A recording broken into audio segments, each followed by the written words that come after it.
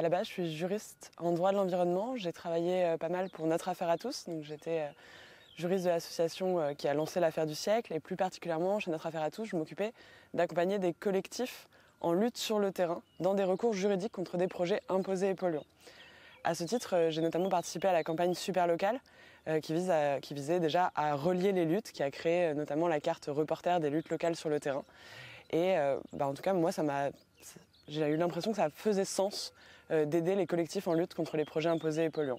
Et du coup, maintenant, quelques années après Notre Affaire à tous, avec Victor Vauquois, ex de Partager c'est sympa, on a créé la structure Terre de lutte, qui vise à apporter de l'aide.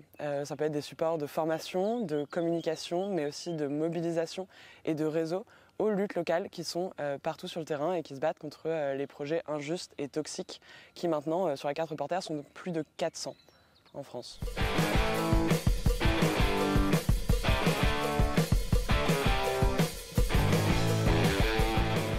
Le mouvement des luttes locales a été qualifié de mouvement social qui s'ignore. Et je pense qu'on a aujourd'hui un peu ce but et cette envie chez Terre de lutte que ce soit un mouvement qui s'ignore de moins en moins. Et on voit que ça arrive déjà, il y a des coalitions, les coalitions contre les projets Amazon, les coalitions contre les projets aériens, mais aussi les coalitions contre les projets de routes, de fermes-usines, les luttes forestières, les luttes montagnes qui sont en train de se monter. On a vraiment l'ambition en tout cas que les luttes locales deviennent réellement une force, qu'elles soient un énorme réseau et qu'elles puissent, avec cette force de dissuasion, empêcher même de penser ou d'envisager des projets imposés et polluants sur les territoires.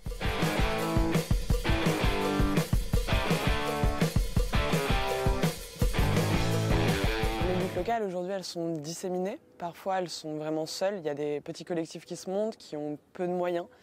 Elles font face aussi à une répression forte. Les personnes s'engagent parce qu'elles ont l'impression d'avoir vécu un déni de démocratie, mais parfois même sur leur territoire, elles sont réprimées.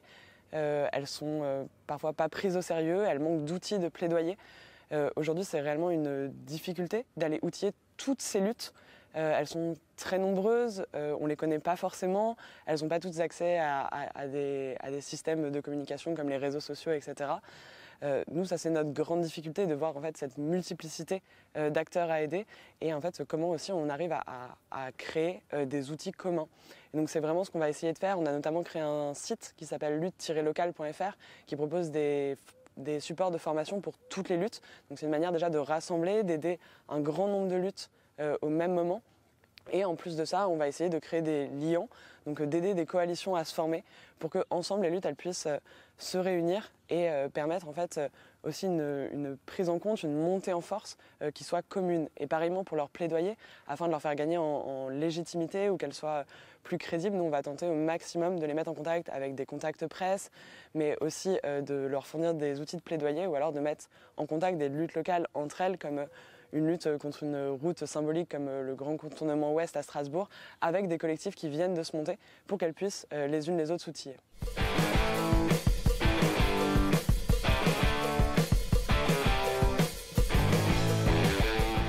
Nous, notre ancrage, il est profondément dans les collectifs et dans les luttes. Donc on ne va pas forcément développer notre propre théorie de mise en relation. On va se mettre au service des collectifs. Et ce qu'on voit, et qui est hyper intéressant, ce qu'on a pu voir plusieurs fois, c'est que tous les collectifs sont différents. C'est-à-dire qu'on a des collectifs qui vont être justement très portés vers des partenariats institutionnels, qui vont même parfois faire alliance avec des élus, parce que l'ennemi n'est pas toujours à l'échelon municipal ou communal ou interco, mais plus par le préfet. Et donc en fait nous on va simplement essayer au maximum d'aider la stratégie du collectif, peu importe cette stratégie-là. Et on voit donc que finalement ces partenariats-là, ils sont vraiment spécifiques à certaines luttes. Et après ça, évidemment, tout ce qui est expérimentation et disons partage d'expérience, ça on va essayer au maximum aussi de pouvoir enregistrer, partager et créer des temps de rencontre entre des luttes qui parfois existent depuis 30, 40, 50 ans et des luttes qui existent depuis 2-3 mois avec des projets tout récents. Et on voit que c'est par ces liens-là aussi qu'on apprend de la lutte, qu'on crée une mémoire de la lutte et qu'on arrive justement à inventer des nouveaux moyens de lutter, comme on peut le voir avec des dynamiques comme les soulèvements de la terre qui viennent de se lancer en fait.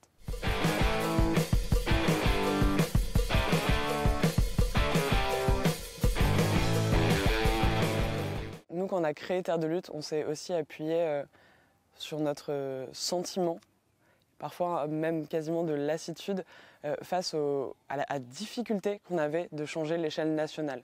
Moi, j'étais juriste en droit de l'environnement. On a vraiment tenté, durant la loi climat, de déposer des tonnes d'amendements. Ça a été des centaines et des centaines d'heures de travail pour finalement un résultat qui est vraiment très très maigre.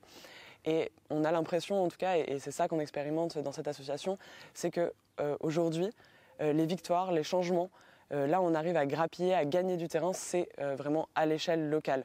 Et donc on n'a pas forcément cette théorie de se dire il faut un changement national pour ensuite qu'il s'impose au local. Au contraire, nous on est sur le fait de d'abord aller chercher ces victoires-là à l'échelle locale et en même temps d'outiller les luttes pour qu'elles puissent porter des plaidoyers à l'échelle nationale. Parce qu'on voit bien qu'aujourd'hui on a 20 projets par exemple de route.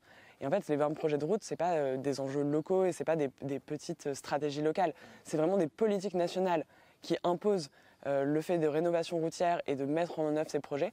Et en fait, ensuite, on a les syndromes de cette politique qui sont les projets locaux. Donc en fait, on a un lien très fort en même temps à ces politiques nationales qu'on a pu le voir avec les bassines agricoles. En fait, si on a des bassines agricoles aujourd'hui, c'est parce qu'il y a une politique générale de l'eau et de la gestion de l'eau et de l'agriculture intensive à l'échelle nationale. Mais on pense que c'est avant tout, en fait, en attaquant sur le terrain cette politique et du coup ces symptômes, qu'on va réussir ensuite à reprendre un plaidoyer qui aura de la force à l'échelle nationale.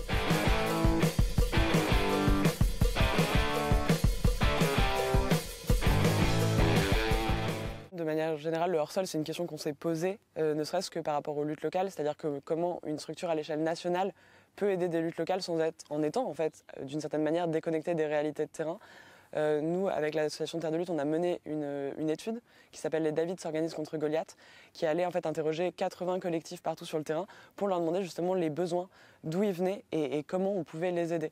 Et ce qu'on a notamment remarqué, c'est que c'était des personnes qui sont vraiment différentes des personnes du mouvement climat, mais qu'il y a des besoins qui sont récurrents, qui sont des besoins juridiques, des besoins de formation, des besoins d'être épaulés en communication notamment, mais aussi en fait d'être mis en réseau.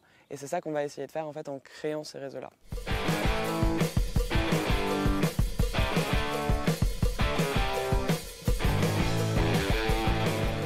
Aujourd'hui, en fait, se mettre au service des luttes locales, j'ai l'impression que ça concerne de plus en plus les orgas nationales.